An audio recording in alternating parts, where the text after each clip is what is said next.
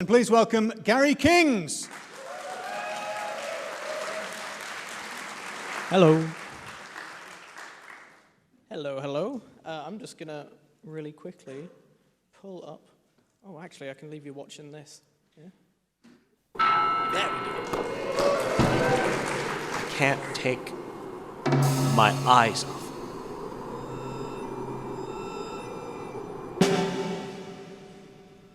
I can't go back.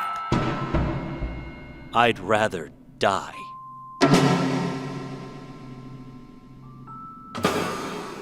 I see the same in you.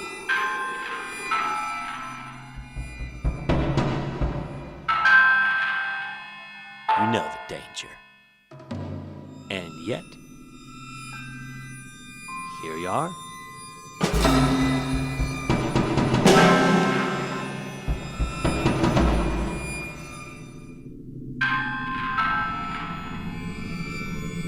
We're flies on the wall before the end of the world.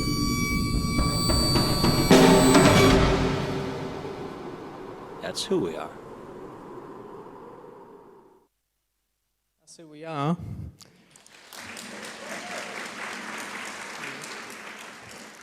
But, not again. Oh. But who am I? I am Gary J. Kings, game developer, game writer, and game trailer maker. That is the thing I'm most known for is the last one, though the trailer that you just saw was for Once Upon a Crime in the West, a game that I made with Lauren, who is over there. And we showed that game off at AdventureX in 2019. And since then, I have found that making trailers, I made my own trailers for every game that I made. I've since found that making trailers is a lot less competitive and a lot more lucrative than writing games. But who the heck are you? That's what I want to know. Probably not trailer makers, probably game developers, maybe even writers. So who is making a narrative game right now? Show of hands. That's most of the crowd, yes. How many of you would ever be in a position to make your own trailers? That's actually way more than I expected. I expected there to be like one at the front somewhere, and I'd be like, this is for you, this is for this talk's for you, actually, and then I would have to tell everybody else to leave. But thankfully, that's like half the room. This is going to be quite a relevant talk, actually.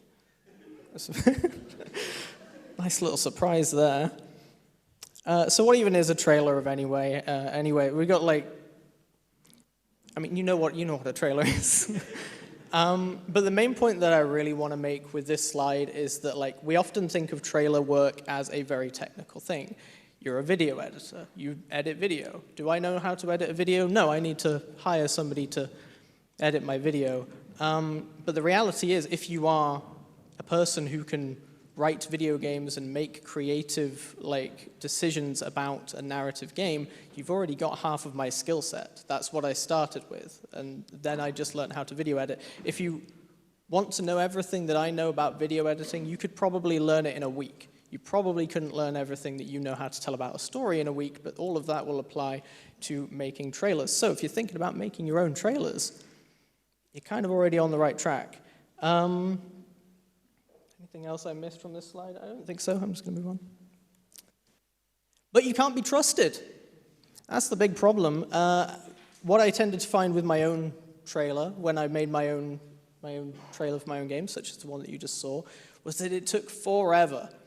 And that's because I had no idea what was important about my game anymore. Like, I'd been in the story mines for so long that everything was important to me and nothing was important to me at the same time. I'm sure you've all been there with your own project. Like, especially when you sit down and you think, what is important here? Especially if you're trying to ask somebody for money or something. It's like, how do I even sum this up when everything is so important? So who can you trust? Me. It's literally my job to be sold on your game in real time and then capture that energy and make it faster. So if you want to hire me, you could hire me. You could really hire me. But if you want to do it yourself, what you could do is ask some friends. They will usually get straight to the point. Ask them, what is it about my game that you think is really cool? And they will hopefully have a short answer, because that's what you're looking for.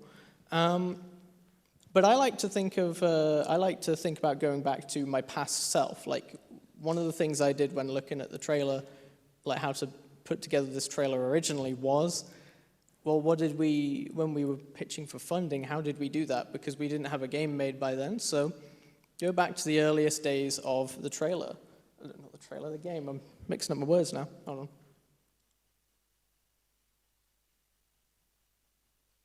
There you go.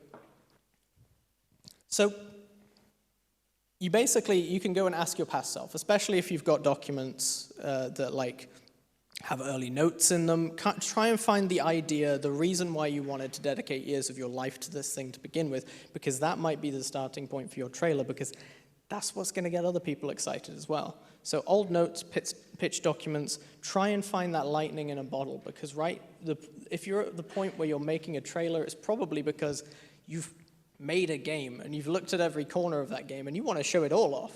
You want to show under every single asset. You want to show the cups. You want to show everything. I've forgotten what I was going to say for this slide. Let me have a look. What did I write down?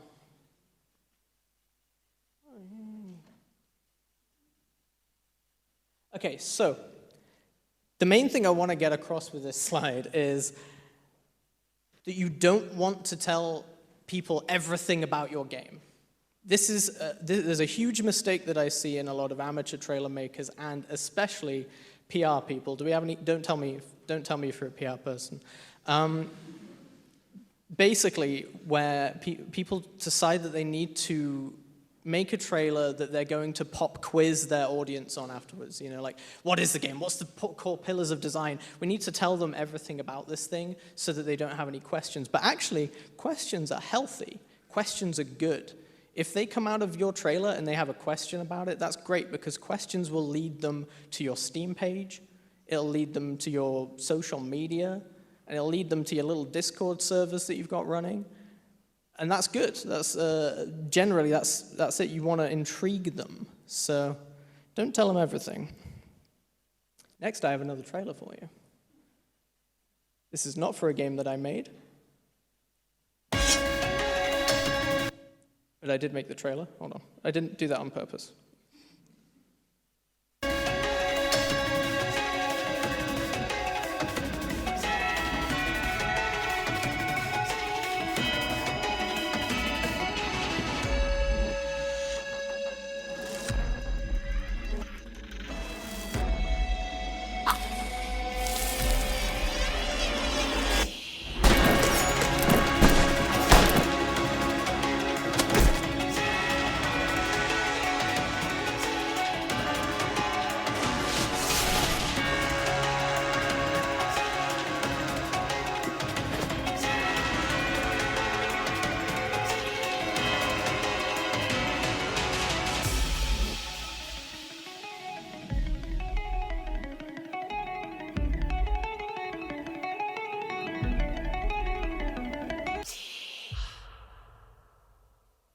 Oh, I've fully come out of that. So that was the trailer for Amaranthus, which is a game you should buy, actually, I think. I'm gonna get a little bit of tech help here to get this in full screen again, because I don't know how to do that. And I'm really quickly going to... I need to read this bit off my phone because I wrote it with the creative lead of this game to describe this game, and I don't want to mess it up. Amaranthus is a game in which you play as a young man chased from his burning home by an oppressive government, so he recruits some friends and some semi-trusted strangers into a road trip to take down the tyrant lord that rules the land. It's dramatic, it's romantic, it's funny, it's sexy. Our original... now I can put my phone down. So our original cut of the trailer assumed that we needed to tell people all of that. Everything. So you're driven out of your home, and that's why you're going on this road trip to do the thing. But the final cut of this trailer ended up being a lot simpler. You have these opening... I might end up doing the same thing again, by the way. Let's see if I do this. So we've got these opening couple of lines here. We can't keep living like this. And then we've got, let's go back to about here, if it'll let me. There we go. We have to do something, or we have to do some. And that ended up being enough. That's enough of the premise, right? There's, along with the sword, and let's follow that up immediately. Like, we haven't even hit this 10-second mark yet, and we're showing people how they assert agency within the game, which, you know, that's kind of what you want to do with a narrative game. You kind of want to set up the stakes, which in this case are quite broad. I believe I go on to the next. Nope. Next slide. There we go. So, as you can tell, the track that we picked there was quite a hype track, I would say. When I was sent the MP3 files, I simply zeroed in on the one that was called "Oh shit, we're fucked.mp3." And that's still what it's called on the official soundtrack. I talked them into keeping that. They didn't take much talking, though, actually. But typically, when you pick a track, you want to use music from the game, or at least like a spin on the music from the game. You want to keep it under a minute, choose a hype track. Build-ups are cool. Build-ups are really cool. You actually want it to build up as you go so that you can escalate, because that's narrative. Escalation. You all know about that. But you do not want to, you don't want to open too low energy. You don't want to lose people immediately. So try and find this nice balance of it starts exciting, but it can get more exciting. Have a defined title drop near the end. This is, for some reason, the bit I always start with. I always start at the end with this, like, the moment where the title drops. Once I've set that, I sort of work backwards from there. That might work differently for you, but make sure that there's a really good spot to drop the title. The music is the structure. Identify the opportunities. So what you really want to do there is, well, create the opportunities. If you're able to edit something or work with your musician to edit something that's around a minute long, having it so that it isn't just one vibe throughout the entire thing will actually end up benefiting it overall, because we want to. So you're all going to groan at this, but there is a 3-act structure which works pretty well for trailers. It's basically like the hero's journey of I see you all glaring at me now. Sort of the hero's journey of trailers, but in this case, I welcome it. Like, every time the hero's journey comes up, I roll my eyes. But with this, trailers are inherently reductive, and so you can welcome reductive processes. So the setup, the development, and the victory lap, these are terminologies that I came up with myself because for a long, long time, I didn't know anybody else who did my job, so I just started calling them this. Obviously, the setup is where you want to kind of like lay down the premise. That has the hardest job of the lot because it needs to be both compelling and also very readable. You know, it needs to communicate and also be compelling. It just needs to do so much in that space of time. So don't worry if you don't have that right off the bat. The development is where you build upon the setup. So in this case, of course, the setup is we can't keep living like this. We have to do something. And then it shows the choice being made. The development in this case is we have that sort of like slower, more romantic moment following afterwards that sort of ends a little bit ambiguously as the music begins to swell back up again. In that case, what we were doing there was subverting the beginning, because the beginning says big, broad stakes. So what do we want to do next? We want to show the smaller, more personal stakes. The victory lap is really where you just get to go ham on it. You can really just throw loads of things out of context at the audience. Bam, bam, bam. You know, like moment after moment. They don't need to communicate absolutely everything, work within context. You can just pick your favorite moments in the game. And yes, do pick your favorite moments in the game. Even if they're spoilers, that's fine. And it's also fine to draw lines like, I'm not going to show this, I'm not going to show that. But that sword shot at the beginning of that trailer, that is from the final scene of that game. Like, that's fine. That's absolutely fine. It works for this moment. So the victory lap really kind of comes around when you've already told the audience everything that they strictly need to know, and that then you can just kind of like throw a bunch of concepts at them and say like, and that's not all, folks. And then you can hit the then you can hit the title card on a high. So when capturing footage, like I said, don't worry about if you don't have the setup immediately. That's fine. I usually fill out these 3 acts in reverse because the victory lap is so easy. It's ridiculous. You just pick the really good bits and just stack them back to back. It's so good. And then you can, through that process, you'll probably just find the setup and the development on its own. You'll find them through the process of digging around for the best moments in the game. Like, you'll just happen upon them. There'll be the moments that are a little bit too big to put into that into the victory lap because that's too cutty. And this is where I just start rattling off like just advice. So strap in. More footage is not better. If you're thinking, oh, I'm just going to capture all the footage that I can, just don't do that. You'll end up with this gigantic like mass of 10 to 12 hour footage of your entire game. And unless you know your game really well and can just like root through that, that can be useful to have if you organize it well. But if you don't, then you're just going to end up with a lot of footage that you're not going to use. It's going to be ginormous as well, because you probably want to record this at the highest quality that you can, can on your computer. And then, you end up with like, basically, you get lost. I did this with Solid State recently. I made a trailer for Solid State, and I recorded my entire playthrough of the game. I was like, yeah, why not, right? I'm playing it. I wanted to play this game anyway. I had 12 hours of footage of that game, and it was a nightmare to root through. But at the same time, that did end up being useful because like the developer worked with me and like zoned me in on certain moments and stuff. But we did end up re-recording key moments. And that's what you should be leveraging, actually, as someone who knows your own game, is zone in on the moments that are your favorites and go straight to them and record them. Ask other people what their favorite moments are, because you might have lost sight of that in all of the development that you've been doing. You want to be, I think the best way to go about it, this is something I use quite often, is NVIDIA, they used to call it Shadow Play, it's called GeForce Experience now.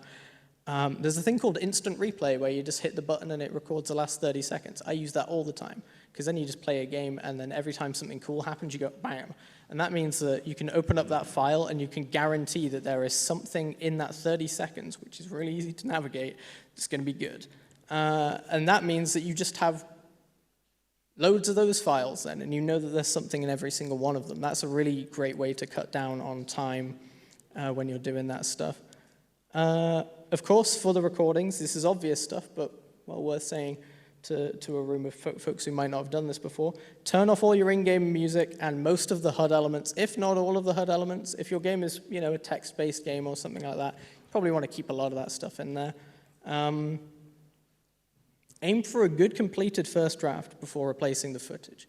I think this is pretty important just so that you don't lose sight of the end goal. If you start like zeroing in on like specific moments before you've got the full picture in place, you can really get lost. So I would say try and fill out all the space before asking how can we improve this. Important thing, modify game content to better suit the trailer. I think I've already mentioned this, but a lot of the shots in that trailer there were modified in some ways. Sometimes small ways. Sometimes we outright lied about Amaranthus. You should still buy the game, by the way. But we basically just like that again, that opening shot, that sword shot doesn't have a line over it. But we put one there because it makes sense for the trailer. Do that. Your audience won't care as long as you're not like lying about the actual vibe of the game, as long as you're not lying about the emotional content of the thing, nobody's going to be upset. And also, this is a quick point I want to touch on, is build tools into the game in advance. So, removing music, removing HUD, all that stuff, free cam, if your game is 3D, being able to go around free cam. If your game is text-based, scaling up the text. Because a lot of people are going to be watching your trailer as little thumbnails. You want to have that text be pretty big, to be honest, like maybe even the biggest that you can reasonably get away with in order to make that reasonable.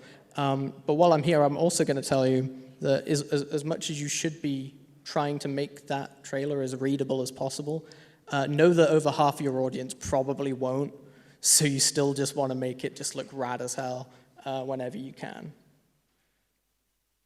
Editing.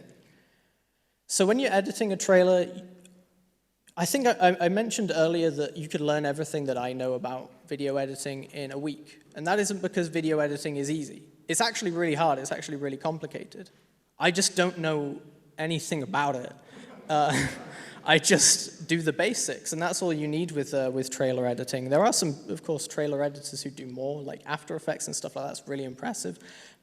But for me, I always tend to keep it simple, and that's probably good advice for this room as well. Simple, straightforward, clean cuts. Try and avoid fades and transitions. I do have some trailers that have fades and not really transitions, but just these little fade moments in them. I only really do that when the music is absolutely begging for it, you know, like when there isn't a space for a hard cut, but the music is doing something whimsical. So other than that, I never put fades just for the, I see a lot of amateurs putting in fades just for the case of, because they feel like hard cuts are too jarring. They're sort of supposed to be. Hard cuts are sort of supposed to be jarring. That you're supposed to notice that it's cut. But one thing that you can do to mitigate how jarring it is maintain the momentum. So if a character is walking from left to right, that would be the other way for you. And then in the next shot, they're walking the opposite way, and you cut midway between that. That looks terrible. So you just want to make sure that like things are moving in the same way, the same pace and direction of panning cameras is maintained between shots. And if you ever want to reverse a shot because you've selected one shot in which one character's walking this way and another shot where the character's walking this way, you want to use both of them. Just don't put them next to each other. Put something in between to bridge them. Maybe even a shot where the character goes.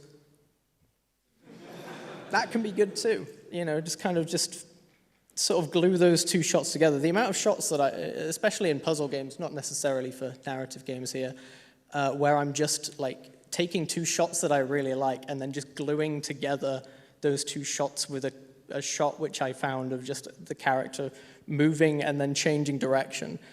It's amazing how often that's useful. Yeah, fades to and from black are not dramatic. You know, they're like, in a world, bah, bum. You know, it comes up and comes down. Netflix does it all the time. It drives me up the wall. You really want to know this, like what this new Witcher show looks like. And I am using a real example here, or Sandman as well. They did it with Sandman. You want to know what it looks like, but it's fading in and out of black so much that it's like it's denying you being able to see it. And it's like, aren't you trying to sell this to me?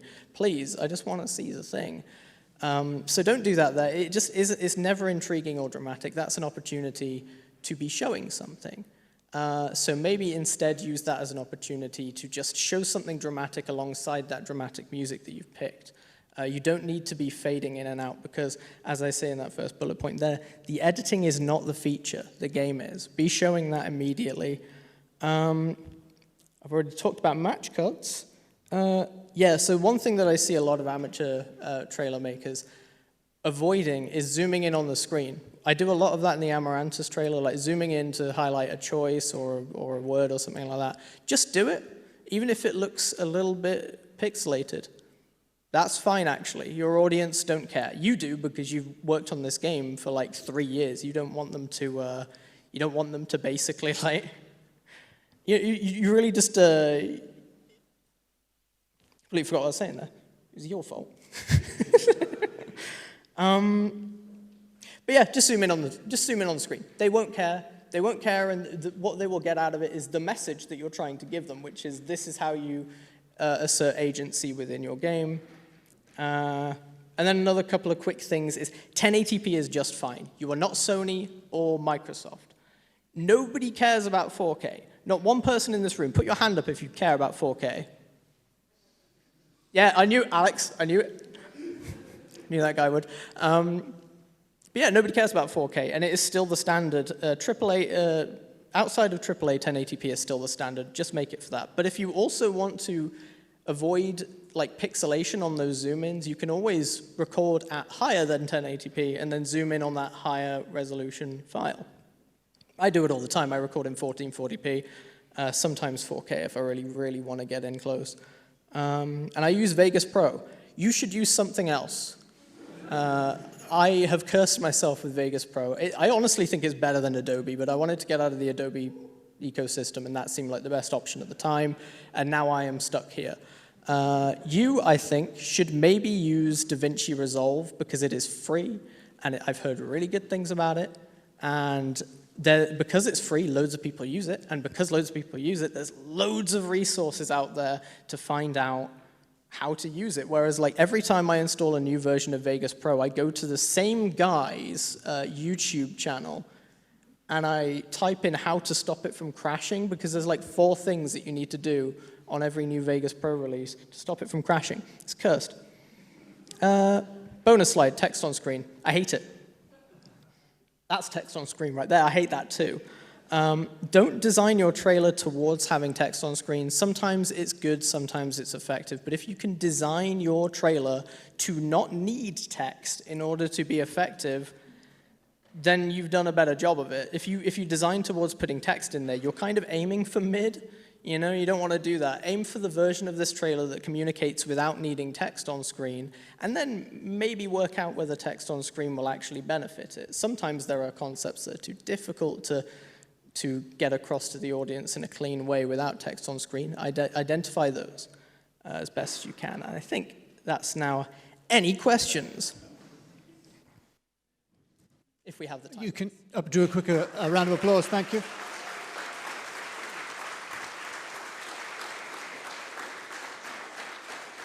And beautifully in sync. We only really have time for one question, but I want to throw it to that corner because you never get in. Does anybody in that corner have a question? Because I always start down here. If no one does, then I'm opening it up to everyone else. The talk was too good. The talk was so good, you've covered everything. Too good. I just covered everything. Oh, we've got one. Hi, thanks very much. I really enjoyed the talk. My question is, what would you, often when making games, you're making a trailer before the game is actually finished. Yeah. Would you value showing off all your game mechanics, even if they're not quite there yet, but they're really important? Or would you be like, only include the polished stuff? Like, what would you value more? I run into this quite often, and often I'll find that like devs are really precious about not showing something that isn't finished. But if it looks like it could be finished, and ask other people about this, because the devs will never, the devs never really know what looks finished and what doesn't. If you can ask like friends, does this look finished to you? And if they say yes, show it.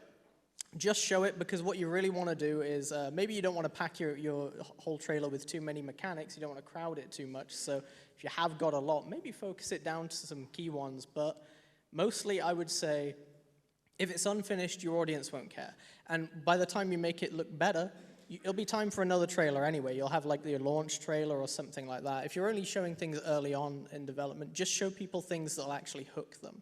If it's a little bit unfinished, that's fine. If it's so unfinished that it looks unfinished, GIF it, make it a GIF of it, and stick it on social media, because that is still pretty cool. People love seeing the behind-the-scenes stuff. Or put it on TikTok. Yeah, people love that. Thanks very much. Thank you. And on the subject of being finished, please join me in saying thank you to Gary Kings. Thank you very much.